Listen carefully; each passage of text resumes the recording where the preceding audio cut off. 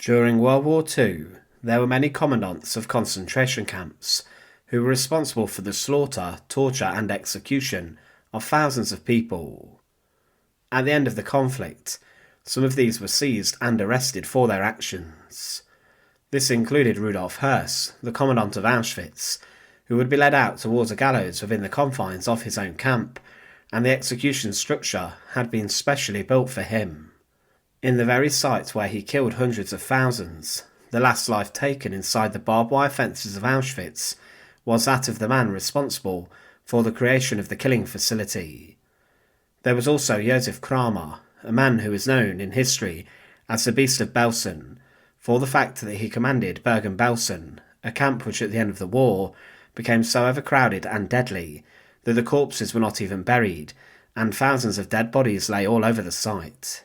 For his crimes overseeing such horror, Kramer was taken into the execution chamber within Hamlin Prison, where British executioner Albert Pierpoint dispatched him with skill and efficiency, bringing the life of the Belsen commandant to an end. But on the 22nd of November 1949, 4 years after the Second World War had come to an end, a commandant who had been in charge of a camp during the war was brought out to a firing range to face a firing squad. Karl Peter Berg was the commandant of a camp in the Netherlands, a country which fell under intense and terrifying occupation, and the Dutch people suffered a huge deal. Karl Peter Berg was someone who willingly slaughtered and executed hundreds of prisoners of war, and under his control and command of the Amersfoort camp, the living conditions were shocking, which caused even more death, disease, and despair. But what did he specifically do that led to his execution 4 years after the war had come to an end, and how did he meet his end? To support our channel, please make sure to subscribe. Karl Peter Berg was born on the 18th of April 1907, and he had a relatively comfortable and normal upbringing. There was little in his childhood, like so many Nazis, that would allude to the fact that one day he would become a killer and a terrible war criminal. He was like so many people in Germany, attracted to the politics of the Nazi Party. Adolf Hitler had previously attempted to seize control of Munich in his beer hall putsch, and he dreamed of starting a national revolution that he thought would sweep throughout Germany and depose the Weimar Republic and leave them out of power. But the failing of the putsch catapulted Hitler to prominence and to the forefront of many people's minds and also ballot papers. He was a national celebrity, and upon his release from prison, he began to build up his power, and thousands and then millions of people became attracted to the Nazi Party and to his politics. They then became members, and they would attend rallies and local meetings to hear prominent Nazis speak and perpetuate the politics and ideas of Hitler and his political party. Berg was one of those who joined the party officially, but just before the Second World War broke out, he also became a member of the SS, the Schutzstaffel. The SS began life as a small group of bodyguards who were tasked with trying to protect Hitler and his allies at many different political rallies, and it was expected that they would give their life to save the future Führer. But under the leadership of Heinrich Himmler, the SS grew massively, and it became a force in which hundreds of thousands of people would join. The SS had a military branch, the Waffen-SS, but they also became the later guards of the concentration camps and would be responsible for the deaths of millions of people. Berg was a member also of the German military, and he rose quickly throughout the various SS ranks, becoming an SS Hauptscharführer. Following this, he was then sent over to the Netherlands to oversee a concentration and transit camp based inside of the occupied land. The German army invaded the Netherlands on the 10th of May 1940, and it did not take long before the land was surrendered with the capitulation of the Dutch army and the forces.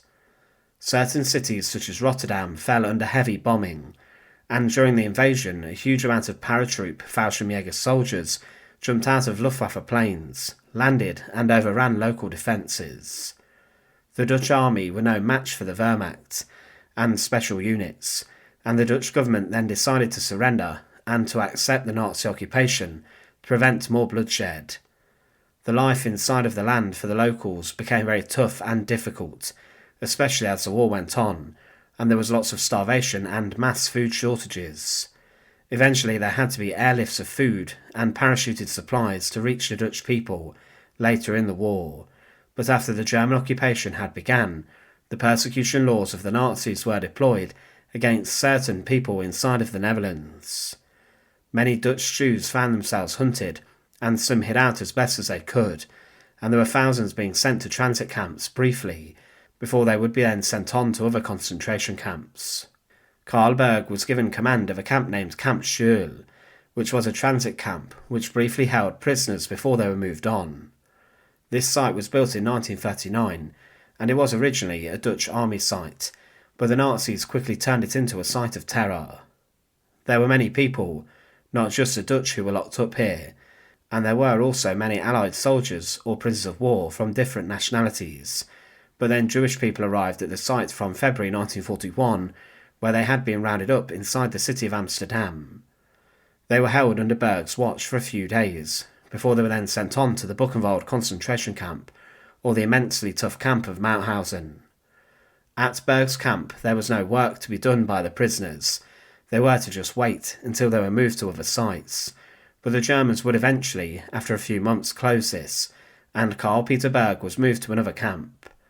He was then sent to Camp Amersfoort, which was established in the land, and this was much bigger, and was already a concentration camp, where inmates were expected to conduct incredibly hard labour.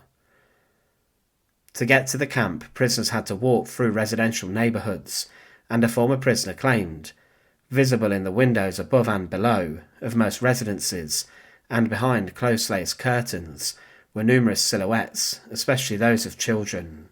Usually the silhouettes did not move. Sometimes feebly and furtively they waved. Children who waved were very quickly pulled back. It was a farewell from this inhabited world, now a realm of shades. Amersfoort saw roughly around 37,000 prisoners locked up within the barbed wire fences during World War II, and the death rate was actually lower than at many other concentration camps, with roughly 450 people being killed there. To begin with, Carl Berg acted as the deputy commandant of the site, being the number 2 behind a man named Walter Heinrich, who served as the commandant. However, Heinrich was forced to resign his position after he became ill, and Berg then swooped in to act as a man who was then running the camp. He saw a huge amount of prisoners come from the Soviet Union, who arrived at the camp following the launch of Operation Barbarossa, and Berg made the decision and gave instruction to guards to not help these inmates out. They were given no clothing in the winter or any food, and they were just left to die in the cold winter weather. Those who were considered slightly luckier were immediately executed in the forest next to the camp, rather than suffering a long and painful demise in the freezing winter, where certain death was on the horizon. Amersfoort was also a transit camp too, with prisoners then being dispatched to other sites to be worked to death, and most of the inmates would then die within weeks of arriving at new camps such as Mauthausen, where the life expectancy for a prisoner was just a matter of months. It wasn't long before Karl Peter Berg became ruthless and barbaric in the actions he committed at the camps. He tortured and tormented the inmates, and he would also get hands-on with ordering executions, murders, and in battering prisoners.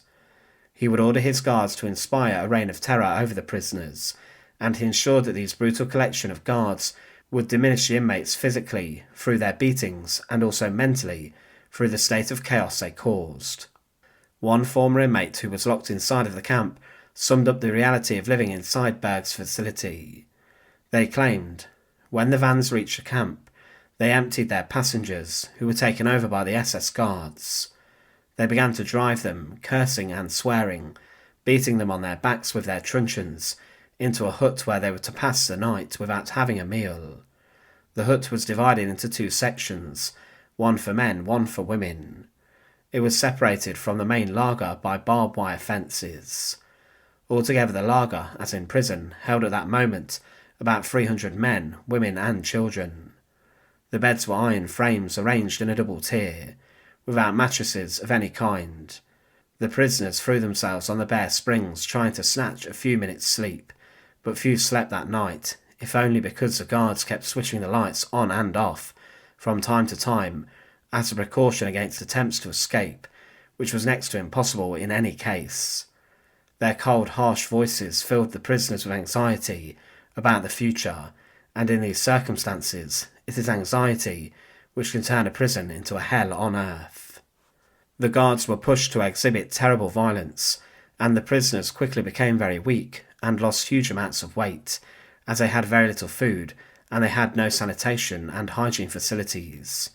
This caused disease which claimed many lives and spread around Amersfoort, and the diseases even affected some of the guard force. But specifically relating to Karl Peter Berg, he was referred to as a predator who derived great pleasure from the agony of others, and he would quietly patrol during roll call. He did not want to be discovered, and he would weave in and out of the prisoners until he found someone who was not standing as straight as they should be, or whom may have been talking. He loved to catch these prisoners, who were not completely following the orders, and it was said that he would then drag off these prisoners to be tormented and tortured. One of the most ruthless things that Karl Berg did at the site was to appoint an SS officer named Josef Kotala to become a camp leader. One witness claimed about Kotala's actions that, on the 23rd of December, Kotala announced a ban on parcels for 3 weeks, which meant no Red Cross presents for Christmas or New Year. He further cancelled breakfast, lunch and dinner on Christmas Day itself, using the discovery of a smuggled letter as a pretext, and as extra punishment on Christmas morning, he kept the men standing on the parade ground, which was covered with thick snow, from their roll call at 7 till midday. A few days before, the geese for the guards' Christmas dinner had been on show, hanging on the barbed wire. Berg was the man who gave this sadist a job, and he did not stop him at all and just encouraged him to go further. He got involved in the executions at the camp, and specifically ordered the executions of 77 Soviet prisoners of war, and roughly 200 other inmates over different periods. As well as the harrowing conditions, prisoners knew that if Berg wanted to, then he could have had them killed within minutes, and that they would be no more if he looked at them the wrong way. But as the Second World War turned against the German forces, many of the concentration camps began to be evacuated, and with this large amounts of former guards went on the run and tried to escape any form of punishment, as they knew they could possibly be brought to a war crimes trial and then be sentenced to death for their crimes. Karl Peter Berg was actually captured and arrested rather quickly, and he did not necessarily make a run for it. There are a number of images and photographs showing him actually locked up behind barbed wire fences, being locked up as a prisoner inside the very camp that he oversaw as the commandant. Karl Peter Berg was then brought to trial inside of the Netherlands, and he was known domestically as one of the worst Nazi war criminals who had brought much terror to the Dutch people. He was locked up for a number of years before he was finally brought to trial in 1949, 4 years after the conflict had come to an end. It's unsure whether the Dutch people knew what to do with him or not, but when it came to it, it did not take the court long to hear the evidence and the atrocities that Berg had been accused of, and for this he was then swiftly sentenced to death. He was at the age of 42 brought out to his execution on the firing range at Fort Bijlmer on the 22nd of November 1949. Karl Peter Berg showed little remorse or sympathy for his crimes, and he was marched down the other end of the firing range from where the executioners were stood, and he was fastened to a stake at the bottom of the range.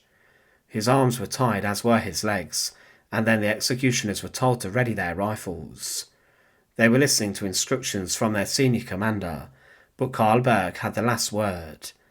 Before the executioners were ordered to fire by their commander, Berg shouted fire at the top of his lungs, and the firing squad reacted with their fingers on the trigger, and they then shot their bullets into the former commandant of the concentration camp. He was instantly executed, and his body was cut from the stake, and was then packed away inside of a coffin, and was buried inside an unmarked grave in Amsterdam. Karl Peter Berg was one of a number of Nazi commandants who at the end of the Second World War were executed for their crimes. He is not as well known as others such as Rudolf Höss, but Berg's actions were ruthless and terrifying, and he knew exactly what he was doing. He wanted to create a deadly site where he had a horde of guards who would carry out whatever he wished, and this included executing prisoners of war and battering some other inmates to death. He was a very dangerous man, but his execution was one of the final ones involving a commandant of a concentration camp at the end of World War II. Thanks for watching. To support our channel, please make sure to subscribe, and once again, thank you so much for watching.